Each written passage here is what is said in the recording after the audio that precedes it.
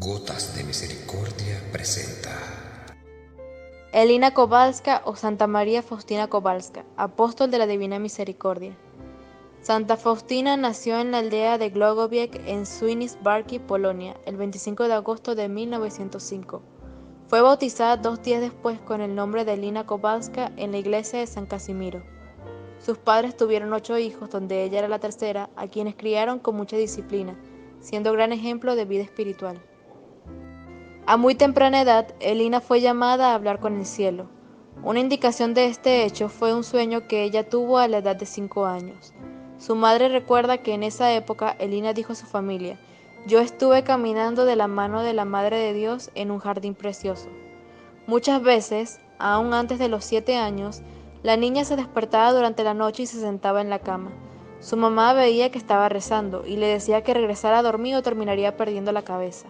«Oh no, madre», Elina le contestaba, «mi ángel guardián me debe haber despertado para rezar».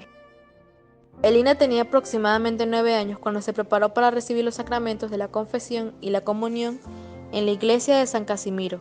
Su madre recuerda que antes de dejar la casa en el día de su primera comunión, Elina besó las manos de sus padres para demostrar su pena por haberles ofendido. Desde aquel entonces se confesaba todas las semanas. Cada vez rogaba a sus padres perdón besándole las manos, siguiendo una costumbre polaca. Esto lo hacía a pesar de que sus hermanos y hermanas no le imitaban. Elina ayudaba en la casa con los quehaceres de la cocina, ordeñando las vacas y cuidando de sus hermanos. Empezó a asistir al colegio cuando tenía 12 años de edad, debido a que las escuelas en Polonia estaban cerradas durante la ocupación rusa. A los 15 años comenzó a trabajar como empleada doméstica y de nuevo sintió muy fuertemente el llamado a la vocación religiosa, pero al presentar su sentido a sus padres se lo negaron. Varias veces pidió permiso a sus padres para entrar al convento. La misma santa relata una de estas ocasiones en el diario: «El 18º año de mi vida, insistente he pedido a mis padres el permiso para entrar en un convento. Una categórica negativa de los padres. Después de esa negativa me entregué a las vanidades de la vida, sin hacer caso alguno a la voz de la gracia, aunque mi alma en nada encontraba satisfacción. Las continuas llamadas de la gracia eran para mí un gran tormento. Sin embargo, intenté apagarlas con distracciones. Evitaba a Dios dentro de mí y con toda mi alma me inclinaba hacia las criaturas, pero la gracia divina venció en mi alma». Durante ese mismo año tuvo una experiencia que marcó su vida. Fue invitada a una fiesta junto con su hermana Josefina, en el parque de Venecia en la ciudad de Lodz. Una vez, junto con una de mis hermanas, fuimos a un baile. Cuando todos se divertían mucho, mi alma sufría tormentos interiores.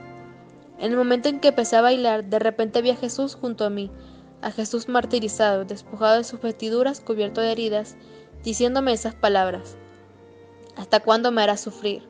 ¿Hasta cuándo me engañarás?».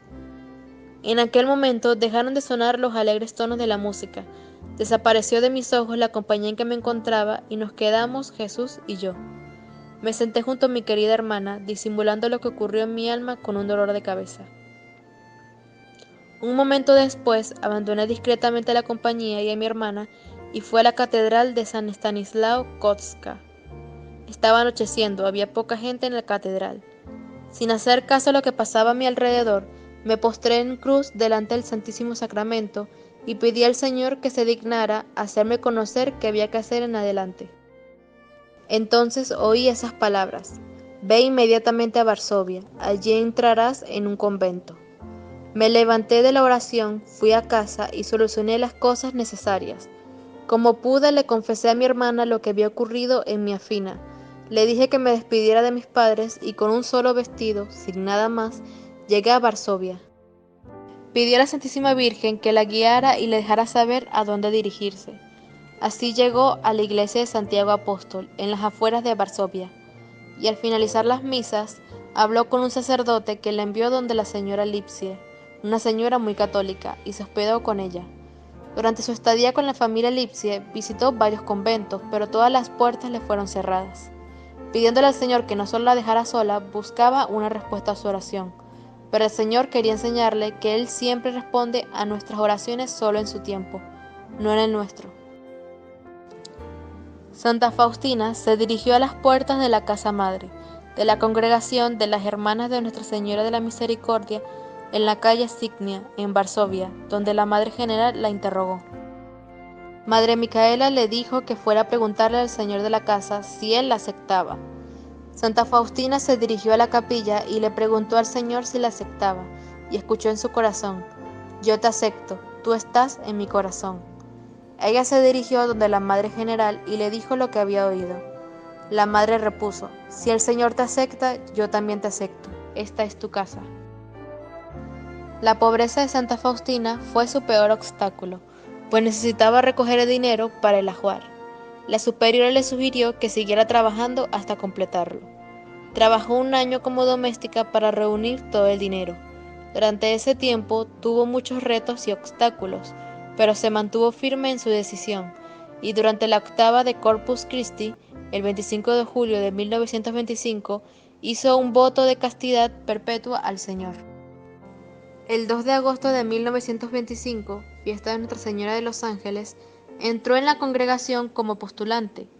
Pocas semanas después de haber entrado, tuvo la tentación de irse del convento. Fue en busca de la Madre Superiora y al no encontrarla se fue a su celda. Estando en su cuarto, tuvo una visión de Jesús, con su rostro destrozado y cubierto de llagas. Ella le preguntó: «Jesús, ¿quién te ha herido tanto?». Y Jesús le contestó: «Esto es el dolor que me causaría si te vas de este convento. Es aquí donde te he llamado y no a otro, y tengo preparadas para ti muchas gracias». Ella comprendió que Dios realmente la quería ahí, y a la mañana siguiente confesó a su director espiritual lo que le había ocurrido. Él le confirmó que realmente Dios la quería ahí. Como postulante, se familiarizó en sus ejercicios espirituales. Fue encargada de la cocina, de limpiar el cuarto de la madre Barquiabés y de cuidarla durante su enfermedad. A causa de sus conflictos interiores, su gran fervor espiritual y el cambio de vida, la salud de Santa Faustina empezó a decaer. Las superioras, alarmadas por el agotamiento que manifestaba, la enviaron a Skolimov, a la casa de descanso, en compañía de 2 hermanas. En los comienzos de 1926 fue enviada al noviciado en Yusefov, en lugar de San José, en Cracovia-Lagerniki, para terminar su postulantado, y el 30 de abril tomó el hábito religioso como novicia, y recibió su nombre de Sor María Faustina. Durante la ceremonia le fue revelada la magnitud de sus sufrimientos futuros y a lo que se estaba comprometiendo. Esto duró poco, luego el Señor la llenó de una gran consolación. En este convento de Cracovia-Lagerniki, Santa María Faustina hizo su noviciado, pronunció sus primeros votos y los perpetuos, sirvió como cocinera, jardinera y portera, y pasó los últimos años de su vida terrenal. En el transcurso de su noviciado, un hecho que se conoce mucho es la historia de la escurría de las papas. Debido a la gran debilidad que sufría, esta tarea se le dificultaba cada día más. Entonces empezó a evadirla, pero al poco tiempo se empezó a notar. La Madre Superiora no comprendía que a pesar de su deseo, Sor Faustina no podía hacerlo con su poca fuerza. Un día, cuando hizo su examen de conciencia, se quejó al Señor de su debilidad. Entonces escuchó estas palabras: «Desde hoy tendrás más facilidad, pues yo te fortaleceré». A la noche, confiada por lo que el Señor le había prometido, se apresuró a tomar la olla. La levantó con facilidad y la escurrió perfectamente. Cuando levantó la tapa para salir el vapor, en vez de papas, ella vio ramos de rosas, la más hermosa que jamás hubiese visto.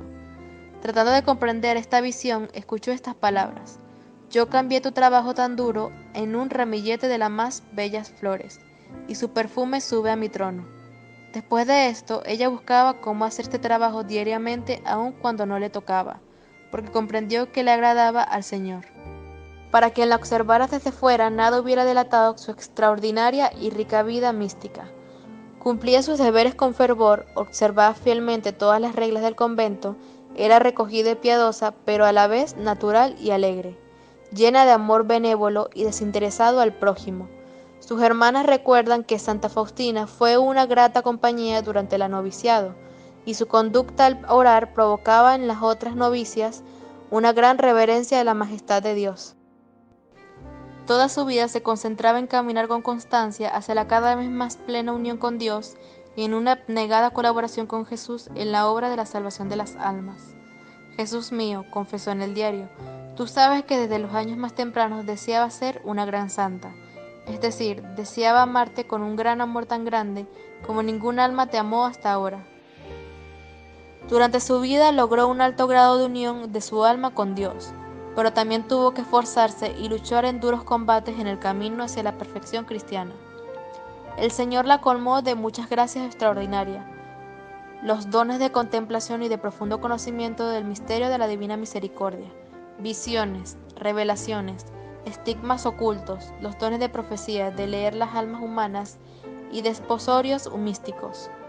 Colmada de tantas gracias, escribió: ni las gracias, ni las revelaciones, ni los éxtasis, ni ningún otro don concebido el alma la hacen perfecta, sino la comunión interior del alma con Dios.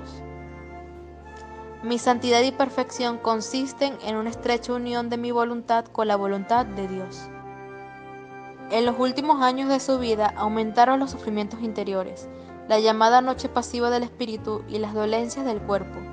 Se desarrolló la tuberculosis que atacó sus pulmones y sistema digestivo.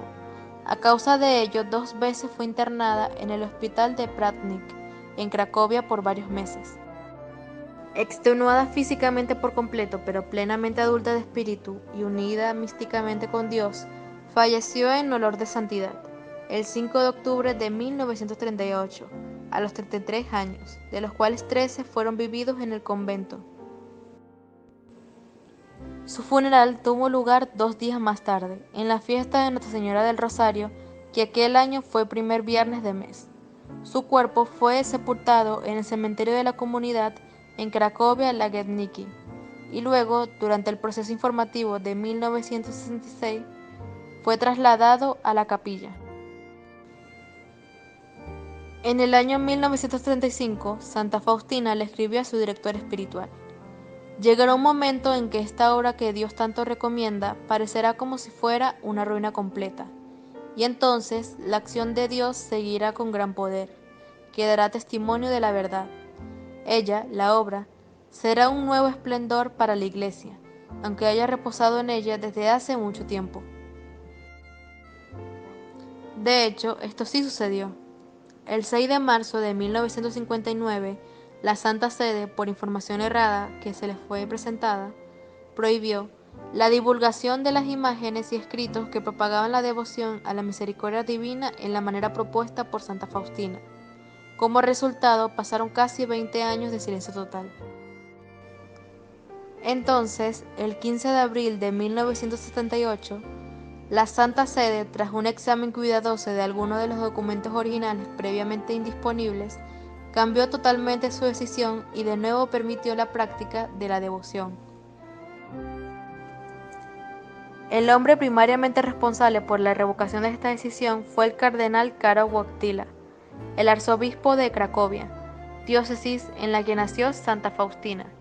El 16 de octubre de 1978, el mismo cardenal Wojtyła fue elevado a la sede de San Pedro bajo el título de Papa Juan Pablo II. El 7 de marzo de 1996 se declararon heroicas las virtudes de Sor Faustina. El 21 de diciembre de 1992, una curación por medio de su intercesión fue declarada milagrosa, y el 18 de abril de 1993, el Papa Juan Pablo II tuvo el honor de declarar a la venerable sierva de Dios, Sor Faustina Kowalska, beata. En 1997, el Papa Juan Pablo II hizo una peregrinación a la tumba de la beata Faustina en Polonia. Le llamó Gran Apóstol de la Misericordia en nuestros días. El Papa dijo en su tumba: el mensaje de la Divina Misericordia siempre ha estado cerca de mí como algo muy querido. En cierto sentido, forma una imagen de mi pontificado. El 10 de marzo del 2000 se anunció la fecha para la canonización después de ser aceptado el segundo milagro obtenido por su intercesión. El milagro fue la curación del padre Pitel, de una condición congénita del corazón. Después de las oraciones hechas por miembros de la congregación de su parroquia, el día del aniversario de la muerte de Santa Faustina, en octubre 5 de 1995. La Secretaría de la Misericordia de Dios fue elevada a los altares por el Santo Padre el 30 de abril del año 2000, el Domingo de la Divina Misericordia. Es la primera santa que fue canonizada en el año jubilar 2000 y en el milenio. Al final de la canonización de Santa María Faustina, el Santo Padre declaró el segundo domingo de Pascua como el Domingo de la Misericordia Divina, estableciendo la fiesta de la Divina Misericordia que Jesús tanto pedía a Santa Faustina. El Santo Padre dijo: en todo el mundo, el segundo domingo de Pascua recibirá el nombre de Domingo de la Divina Misericordia, una invitación perenne para el mundo cristiano a afrontar, con confianza en la benevolencia divina, las dificultades y las pruebas que esperan al género humano en los años venideros. Y después de su visita a Polonia en junio del 2002, para hacer que los fieles vivan con intensa piedad esta celebración, el mismo Sumo Pontífice ha establecido que el citado domingo se enriquezca con la indulgencia plenaria para que los fieles reciban con más abundancia el don de la consolación del Espíritu Santo y cultiven así una creciente caridad hacia Dios y hacia el prójimo. Y una vez obtenido de Dios el perdón de sus pecados, ellos a su vez perdonen generosamente a sus hermanos. Oh Dios eterno, en quien la misericordia es infinita y el tesoro de compasión inagotable, vuelve a nosotros tu mirada bondadosa y aumenta tu misericordia